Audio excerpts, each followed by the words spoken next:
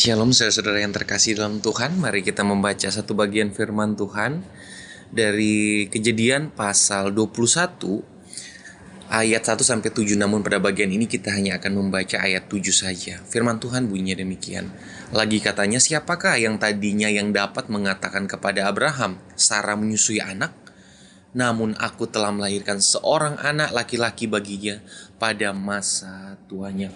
Saudara-saudara, Kejadian 21 ayat 1-7 itu menceritakan penggenapan janji Tuhan kepada Abraham dan Sarah setelah bertahun-tahun penantian untuk memiliki anak.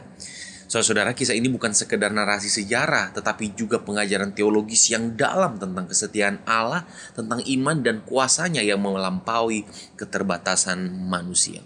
Saudara-saudara, pada bagian ini kita dapat belajar beberapa hal. Yang pertama, kedaulatan Allah dalam menggenapi janjinya di ayat 1 dan 2. Allah tidak terikat oleh waktu atau kemampuan manusia. Kata pada waktu yang telah ditetapkan di ayat 2 itu menunjukkan bahwa Tuhan bekerja menurut rencananya yang sempurna, bukan menurut keinginan atau jadwalnya manusia. Saudara-saudara, Charles Spurgeon berkata, Allah tidak pernah terlalu cepat atau terlambat. Dia selalu tepat pada waktunya.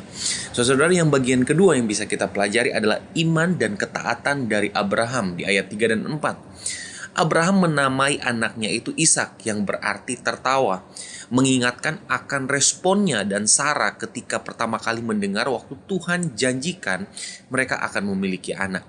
Namun kini tertawa itu menjadi sukacita karena penggenapan janji. Karena dulunya mereka tertawa dengan janji Allah untuk memiliki anak karena mereka tidak percaya. Sekarang mereka bisa mempercayainya dengan tertawa, tetapi dengan makna yang berbeda. Saudara, kita bisa lihat juga ketaatan Abraham adalah tentang penyunatan Ishak di ayat 4, menunjukkan ketaatan Abraham pada perjanjian dengan Allah. Saudara, John Calvin pada bagian ini menafsirkan bahwa tanda perjanjian adalah bukti nyata bahwa iman harus disertai ketaatan. Jadi saudara-saudara, kalau kita bilang kita percaya kepada Tuhan tapi kita tidak taat perintah Tuhan, itu sama dengan kepalsuan iman kita itu. Saudara, yang ketiga yang bisa kita pelajari adalah kuasa Allah yang melampaui kodrat manusia. Di ayat 5-7, Sarah melahirkan saudara di usia tua, sesuatu yang mustahil secara manusiawi. Ini mengajarkan kepada kita bahwa bagi Allah itu tidak ada yang mustahil, seperti yang dikatakan Lukas 1 ayat 37. Matthew Henry berkata seperti ini, Allah sering menunggu sampai manusia tidak berdaya agar kemuliaannya semakin nyata. Beginilah saudara-saudara cara kerja Allah. Terkadang Allah menghancurkan kesombongan kita, meratakan segala keangkuhan kita dengan membuat kita tidak berdaya, supaya kita tahu di saat itu kita hanya bisa bergantung kepada Allah dan kita dapat berkata bahwa di dalam ketidakmampuan, di dalam ketidakmasukakalan, Allah dapat mengerjakan hal-hal yang sangat besar yang melampaui akal manusia. Saudara-saudara, sebagai anak-anak Tuhan, mari kita belajar untuk hidup taat dan beriman kepadanya, percaya bahwa Dia dapat bekerja sesuai dengan apa yang Dia kehendaki di dalam waktunya.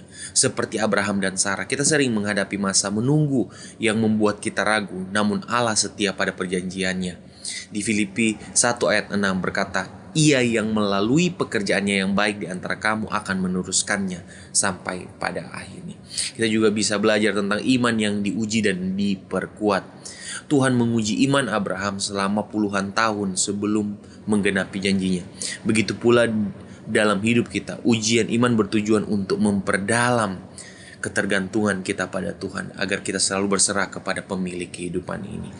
Kita juga bisa belajar tentang bersuka cita dalam penyertaan Tuhan. Sarah berkata di ayat 6, Allah telah membuat aku tertawa. Tertawa di sini melambangkan sukacita karena mengalami pemeliharaan Tuhan. Kita pun diajak untuk bersyukur atas setiap karya Tuhan, sekalipun datang terlambat.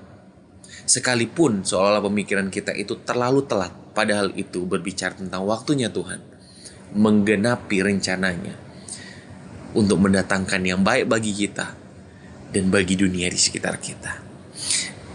Kita berdoa.